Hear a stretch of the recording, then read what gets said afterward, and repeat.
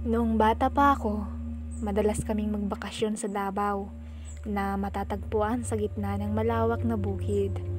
Ang mga bukid na ito ay may kaugnayang mga kwento na nakakatakot at iba't ibang nilalang na naninirahan sa mga puno at ilog.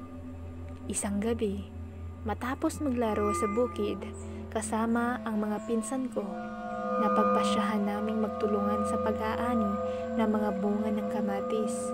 Ang oras ay malapit nang sumapit sa 8:00 ng gabi at kakaunti na lamang ang ilaw mula sa paglubog ng araw. Habang abala kami sa aming ginagawa, narinig namin ang isang kakaibang tunog mula sa malayo. Hindi namin ito pinansin. Sa una, dahil inakala namin baka isa lamang itong mga hayop sa bukid. Ngunit habang tumatagal, naramdaman namin na parang may mga sumusunod sa amin. Grabe, gusto ko nang tumakbo. Ang tunog ay naging malinaw at malakas. Parang isang babaeng umiiyak na parang kinakatay. Napahinto kami at nagtinginan. "Narinig mo ba yun?" tanong ng isa kong pinsan. Tumango ako at naramdaman kong tumayo ang balahibo ko sa takot. Sa aming pag-aalangan, sinubukan namin humanap kung saan nanggagaling ang iyak.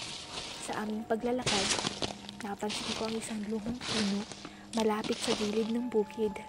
Doon sa ilalim ng puno, may nakita akong malabong anino ng isang babaeng may mahabang buhok na para bang nagmumuni-muni. Bigla kong naalala ang kwento ng aking lola tungkol sa nakakatakot na babae na palaging nagpapakita sa mga taong naliligaw o nag-iisa sa bukid. Hindi ko alam kung ito ba talaga ang aming nakita o bunga lamang ng aming imahinasyon. Pero sigurado ako sa isang bagay. Ako ay nakaranas ng kakaibang pangyayari sa bukid na iyon. Mula noon, tuwing pupunta kami sa bukid, sinisigurado naming hindi mag-isa at laging may kasamang mas matanda.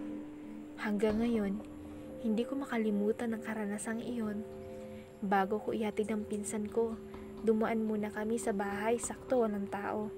Makulit ako kaya curious ako sa mga bagay-bagay. Napalitan ng kakaibang pakiramdam ang takot namin nang magkatinginan kaming muli mata sa mata at isinara ko na ang pinto sa kwarto at pinatulog ang pinsan ko.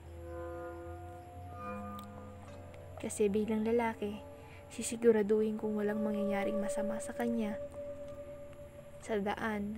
Walang mangyayaring masama sa kanya sa daan pag-uwi.